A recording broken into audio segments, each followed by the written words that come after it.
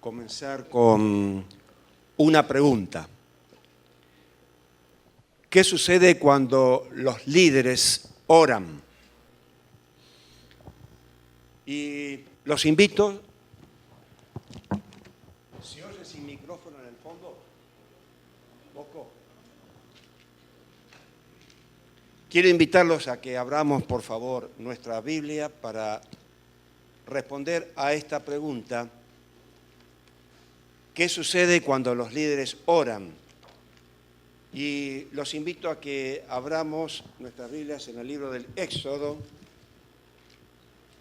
capítulo 17. Éxodo, capítulo 17. Gracias.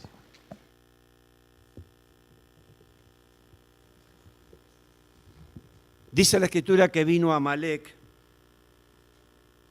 a hacer guerra contra Israel. Y en el capítulo 17 y versículo 8 nos relata este incidente. Vino Amalec y peleó contra Israel en Refidim. Y dijo Moisés a Josué: escógenos varones y sal a pelear contra Amalec. Mañana yo estaré sobre la cumbre del collado y la vara de Dios en mi mano.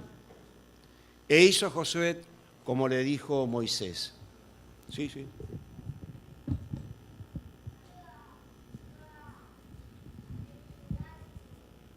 Gracias. Sí. Hizo Josué como le había dicho Moisés. Y subió Moisés juntamente con Aarón y con Hur a la cumbre del collado. Y sucedía que cuando Moisés alzaba las manos, Israel prevalecía en el combate o en la batalla. Pero claro, cuando bajaba sus manos por cansancio, Amalec prevalecía. Entonces, dice el versículo 12, y las manos de Moisés se cansaban, por lo que tomaron una piedra y la pusieron debajo de él, y se sentó Moisés sobre ella.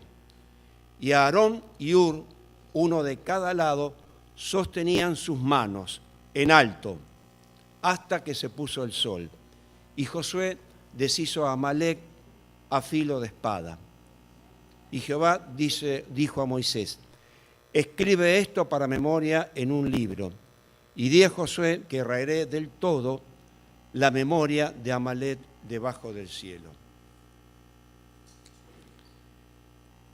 El levantar las manos generalmente ha sido considerado por los antiguos eruditos judíos, por los padres de la Iglesia, por los reformadores y por muchos comentadores modernos como una señal o actitud de oración. Y a lo largo de los tiempos bíblicos, la costumbre de levantar las manos en oración fue observada por los piadosos y fervientes adoradores. Y en esta experiencia, mis hermanos, de levantar las manos, hay toda una profunda lección espiritual para cada uno de nosotros, para cada iglesia y para el cristiano en general. Y en ellas aprendemos que tanto la oración como la súplica son esenciales para la victoria sobre nuestros enemigos espirituales. Mientras las manos o los brazos están extendidos y se esfuerza en oración, nuestros adversarios espirituales van a ser rechazados. Pero cuando se olvida la oración y se afloja nuestro aferramiento a Dios, ganan terreno justamente los enemigos espirituales. Y como resultado, llega a cortarse toda conexión con el cielo. Por otro lado, mis hermanos, cuando queremos estar seguros como iglesia de que la victoria va a ser nuestra sobre todos los poderes del mal, va a ser cuando nuestros líderes sean hombres de oración y mientras sus miembros, la totalidad de la iglesia, cooperen con esos líderes, sosteniéndolos con sus oraciones y con sus vidas ejemplares. Dijimos qué sucede cuando los líderes oran. Ahora bien, ¿qué sucede cuando los líderes no oran? Voy a relatar en esta mañana, mis hermanos, la experiencia de uno de nuestros pastores en algún lugar del mundo. Voy a hablar en primera persona como si fuese yo el pastor del relato. Resulta ser que cuando era un adolescente, asistía a un colegio privado muy prestigiosos. Mis compañeros de clase o de escuela eran hijos de diplomáticos y de la gente más rica en recursos materiales del país. Como alumno ganaba becas, fui capitán de varios equipos deportivos y ganaba premios en todas las actividades escolares. Nunca, jamás fracasé en nada que deseaba hacer. Era un campeón, era realmente un fenómeno. Sin embargo, crecí, estudié y cuando comencé a trabajar como pastor, bueno, todo el mundo parecía dado vuelta, parecía que estaba a la inversa. Y mis hermanos, me sucedió que en el término de 2 años pasé por un proceso que no se lo recomiendo a nadie. Después de un viaje que realicé a África Occidental, tuve que ser internado como consecuencia de un agotamiento. Y como resultado de eso, perdí mi trabajo. Al mismo tiempo, habladurías que parecían circular por todas partes, perdí mi reputación. Tiempo más tarde, los médicos me encontraron un problema cardíaco que podía ser la causa de mi cansancio continuo. Finalmente, mi relación con mi novia, que ya llevaba algunos años, terminó. Me sentía como si Dios sistemáticamente hubiera estado destrozando todo lo que yo hacía o todo lo que había a mi alrededor. Sin embargo, en esas circunstancias, cuando todo parecía completamente oscuro y sin salida, Dios realizó un milagro sorprendente. Restauró mi salud y mi energía completamente. Ahora estaba en condiciones óptimas. Pasaron algunos meses y descubrí que me estaba quejando de Dios por mi situación. Sabía, era consciente de que quejarme de Dios era un pecado, pero lo hacía de todas maneras. Y desde ese momento, cuando comencé a quejarme, la salud y la energía que se me había restaurado comenzó a decaer. Durante 2 meses estuve enojado con el Señor. No oraba, no quería saber absolutamente nada. Pero cierto día, que tenía ganas de orar, le dije así: Padre, esto no es justo. Me has quitado todo, no me queda absolutamente nada. No esperaba una respuesta. Sin embargo, la voz del Espíritu Santo era inconfundible. Sí, justamente ese es el tema. Me sentía completamente aturdido, no entendía nada. ¿Será que Dios me quería sin nada? Que todo lo que hiciera, todo lo que tenía, se hiciera añicos, se viniera abajo. Y la razón era muy simple.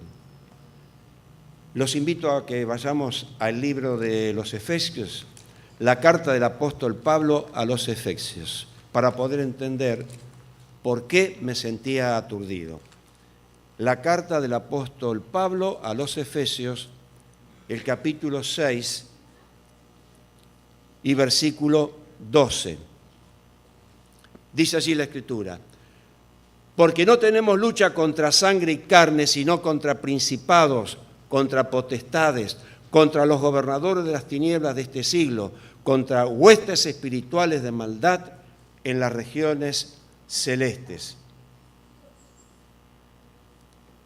Si nosotros intentamos trabajar con nuestra propia fuerza, no vamos a tener ninguna, pero ninguna oportunidad contra un enemigo sobrenatural, mucho más veterano que nosotros, mucho más sabio y mucho más inteligente que nosotros.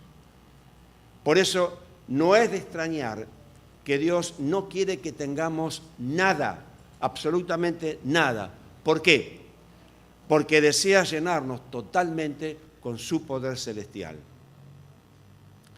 Y a medida que empecé a darme cuenta de esto, mi vida espiritual comenzó a transformarse.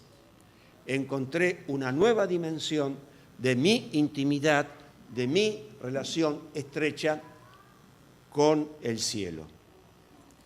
Y fue así que a la edad de 33 años me destinaron a Islandia.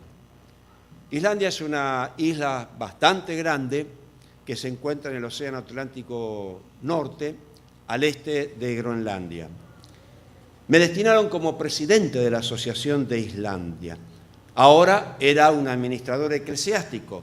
Tenía que dirigir muchas reuniones importantes, crear muchos planes, asistir a la iglesia en todo. Estaba no ocupado, estaba ocupadísimo haciendo cosas. Pero cuando me detuve por un momento a observar todo lo que estaba haciendo, parecía que comenzaba todo a desmoronarse, a hacerse añicos, que todo lo que emprendía no servía para nada. Y personalmente comencé a desplomarme después de un par de años. A duras penas tenía energías para presidir una reunión, una comisión, una junta, y apenas si podía dedicar algún tiempo para asistir a la iglesia. No daba abasto. Pensé, ¿por qué razón me pasaba esto? El por qué me encontraba en esta condición. Le echaba la culpa a las presiones, a la gente que me hablaba, a los trascendidos, cosas que los líderes siempre tienen que enfrentar. Pero las presiones aumentaban cada vez más, y yo no entendía y no tenía más nada para dar. En ese estado de cosas, sumido en la desesperación, comencé a estudiar la vida de Moisés. Quería realmente saber cómo se las había arreglado Moisés cuando junto con su hermano Aarón sacó en un sentido figurado, ¿no?, al pueblo de Israel de Egipto.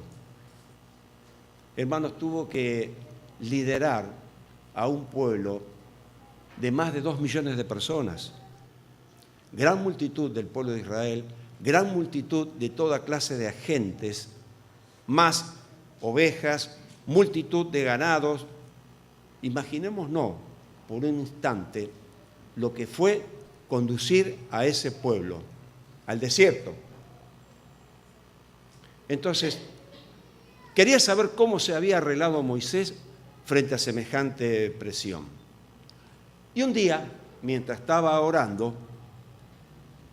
una voz de repente interrumpió mis pensamientos y me dijo así: las pruebas de los años pasados no vinieron porque las personas eran criticonas o malintencionadas. Vinieron porque tú no has dedicado tiempo a estar cara a cara conmigo. Ahí estaba el quid de la cuestión. Ahí estaba la raíz del problema. Pero quedé aturdido. No entendía. Pero Dios tenía más para decirme. Te permití observar todo lo que se desplomaba a tu alrededor para que sepas lo fuerte que eras. ¿Cuál fue mi respuesta? Lloré y seguí llorando. No entendía nada. Pero cuando me calmé, después de aprender todas estas lecciones en los años pasados, ¿cómo es que podía olvidarme de todo lo que Dios me había enseñado sobre mi dependencia de Él. Mis hermanos, decir que esta fue una experiencia humillante es decir muy poco, es decir prácticamente nada. Pero Dios estaba en lo correcto. Había dejado de cultivar una relación íntima y profunda con Él. ¿Y cuál era el resultado? Fue muy alto, tanto para mí como para todos aquellos con quienes tenía que hablar o dirigir o realizar planes. ¿Saben, mis hermanos? No llegamos a mantener una relación estrecha con Dios porque oramos o estudiamos sus palabras. Aunque no podemos tener una relación estrecha con el cielo si justamente no estudiamos y no oramos. La base de esta intimidad, de esta relación con el cielo, se construye sobre una actitud del corazón. Cuando decimos del corazón, nos estamos refiriendo también a la mente. Y creo, mis hermanos, que los líderes pueden fracasar con facilidad debido a que nuestra relación con Dios se convierte en algo que comprimimos, pero comprimimos de una manera tal que en nuestra agenda de trabajo diario, y soy uno de los que lo hacen y pienso que todos de alguna manera u otra lo harán, en un papel escribo, bueno, hoy tengo que ver a este y otro, en la mañana, en la tarde a este y el otro. Cuando vuelvo a la tardecita o a la noche, pasar en limpio todo lo que hice en ese día, lo que me dijo uno, lo que me dijo el otro, lo que me dijo aquel, qué tengo que hacer. Toda mi agenda de trabajo son cosas buenas, ¿no es así? Que de una u otra manera todos hacemos, porque trabajar es bueno. Hay que mantener una familia, hay que estudiar, hay que ocuparse de la casa, pero en esa agenda de trabajo, ¿dónde está mi relación con Dios? ¿Cuánto tiempo le voy a dedicar al estudio de su palabra y a comulgar a través de la oración? Mis hermanos, ocupamos mucho, pero mucho tiempo con nuestras tareas en nuestro diario vivir. En vez de que nuestra agenda de trabajo, nuestra agenda diaria, debería ser tener presente siempre al Dios viviente y dedicarle el tiempo suficiente a la comunión con Él. Entonces, ¿cómo podemos desarrollar una relación íntima, estrecha, profunda con nuestro Dios? Quiero compartir en esta mañana con ustedes lo que aprendí de la historia de Moisés. Todos recordamos la prostitución espiritual que pasó al pie del monte Sinaí cuando Moisés había subido a la montaña. El pueblo evidentemente se cansó de esperar o no sabía qué pasaba con Moisés y entonces construyeron un becerro de oro. Y entonces Dios le dijo a Moisés lo siguiente. ¿Me acompañan con el libro del Éxodo nuevamente? Vamos al libro del Éxodo, capítulo 32, Éxodo 32, verso 34. Capítulo 32 del Éxodo, versículo 34. Dios le dice a Moisés lo siguiente. Ve, pues, ahora, lleva a este pueblo a donde te he dicho. Mi ángel irá contigo delante de ti, pero en el día del castigo yo castigaré en ellos su pecado. Y en el capítulo siguiente, el 33, el verso número 3 dice, pero yo no subiré en medio de ti porque eres pueblo de dura cerviz, no sea que te consuma en el camino. ¿Saben, mis hermanos? Haber sacado a Israel de Egipto a tremenda multitud no era lo más importante para Moisés, ni tampoco llegar a Canaán, inclusive siendo guiado por el ángel de Dios. Moisés quería mucho más, pero mucho más que eso. Y en la conversación que siguió entre Dios y Moisés, Moisés le expresa 3 deseos al Señor. Y cada deseo resaltaba lo que significaba tener sed de una relación íntima, estrecha y profunda con el Señor. Si nosotros, mis hermanos, hoy queremos guiar a las personas a Dios, mientras nos cuidemos de hacerlo con nuestra propia fuerza, creo que los deseos que tuvo Moisés serán los nuestros también. Vamos a ver cuál fue el primer deseo que le pidió Moisés a Dios. El primer deseo fue conocer a Dios en persona. Evidentemente que Moisés era muy sabio, muy inteligente, para entender lo que Dios le había querido decir.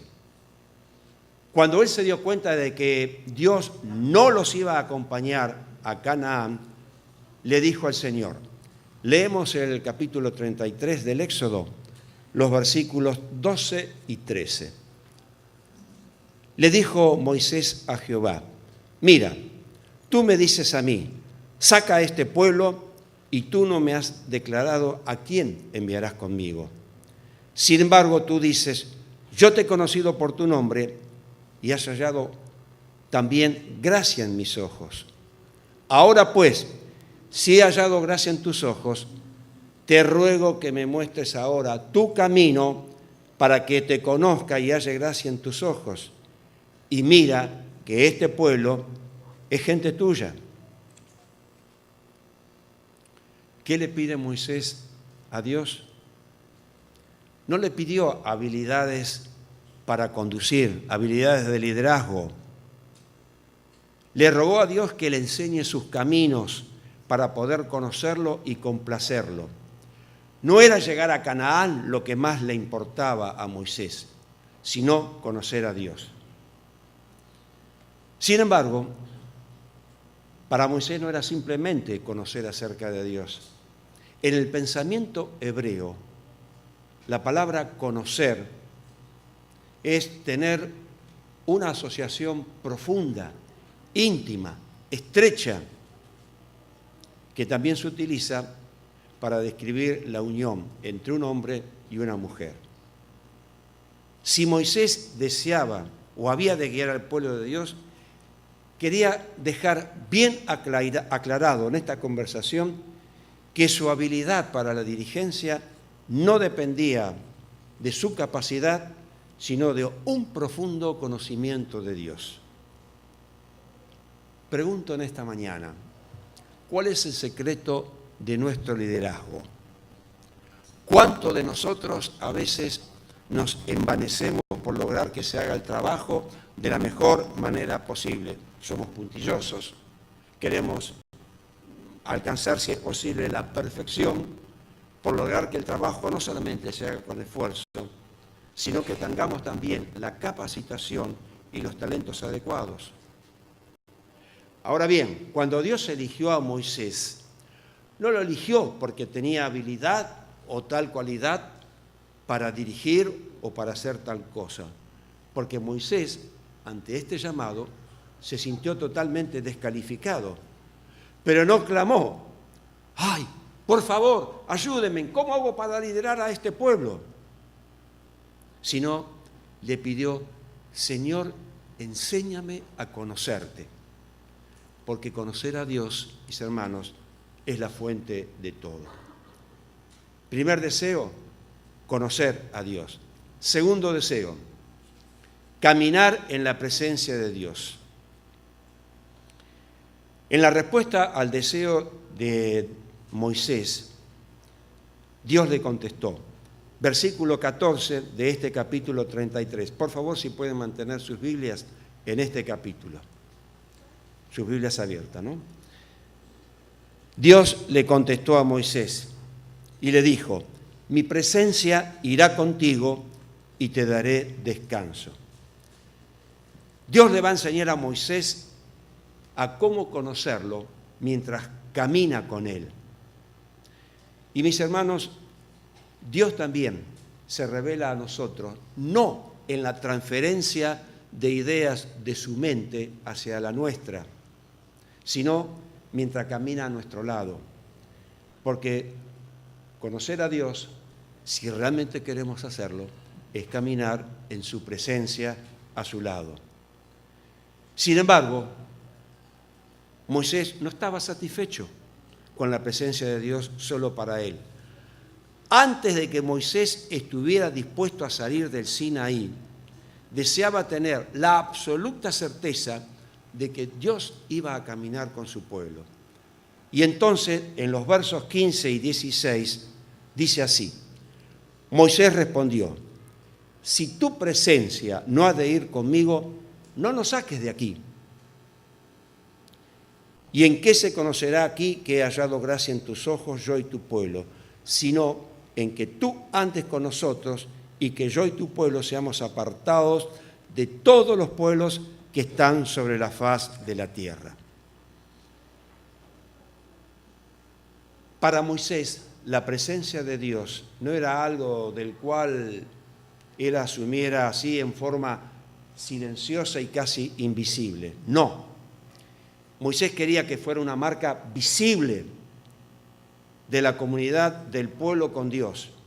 Y Moisés no se iba a mover de allí mientras Dios no se revelara a él y caminara juntamente con su pueblo. ¿Cómo definimos nosotros, mis hermanos, el éxito? ¿Cuál es nuestro principal objetivo como iglesia y como individuos? ¿Hacia dónde apuntamos? ¿Hacia dónde nos estamos dirigiendo? ¿Cuál es nuestro blanco? ¿Cuál es nuestra meta? ¿A dónde queremos llegar? ¿A dónde nos estamos dirigiendo? ¿Hacia dónde? ¿No hay respuesta? ¿Hacia dónde nos estamos dirigiendo? ¿Hacia la Canaán celestial? Ahora, ¿ese es nuestro objetivo? ¿Simplemente dirigirnos o llegar a la Canaán celestial? ¿O será que, como Moisés, nuestro objetivo debe ser conocerlo y caminar a su lado? Mis hermanos, cuando la gente en general nos observa, pueden distinguir en cada uno de nosotros la presencia visible de nuestro Señor.